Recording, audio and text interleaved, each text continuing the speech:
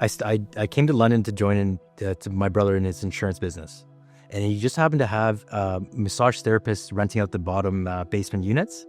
So I was like, okay, I love getting massages. So I started getting massage, and she's a part of Forest City Community Church. So I remember we were having conversations about, God and how I grew up in the church, and I would tell her these stories. But I drifted away probably around the time I turned 18.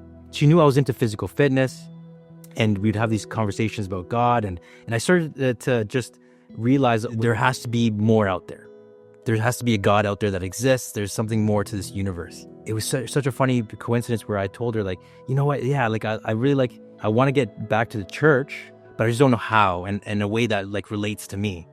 And she says, well, I know you like fitness. There's a men's group that does, workouts, and then they read the Bible after.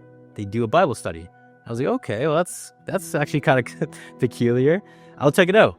And I went for the first time, met Tyson, met a lot of the great individuals that go, and I was hooked from there.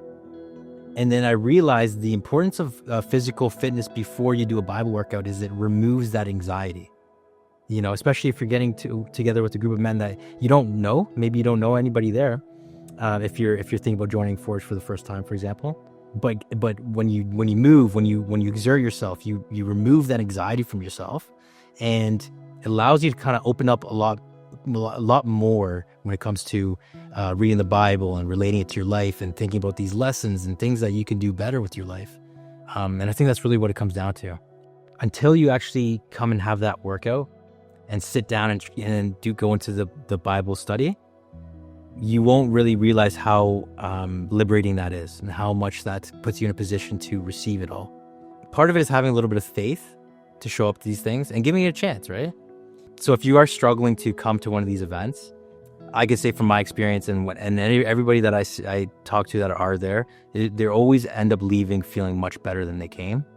And you will see for yourself that there's a beautiful thing about physical fitness, male camaraderie, and then also opening it up to God and receiving what God has to give you. And you're going to be in a room with a bunch of other men that are like-minded like that. And you need to be around, you need to be in that proximity. Proximity is power. So I guess I can only speak from my perspective, but I think for a lot of people out there that if you're trying to get physically fit and get closer to God, it's a fantastic way to get both done.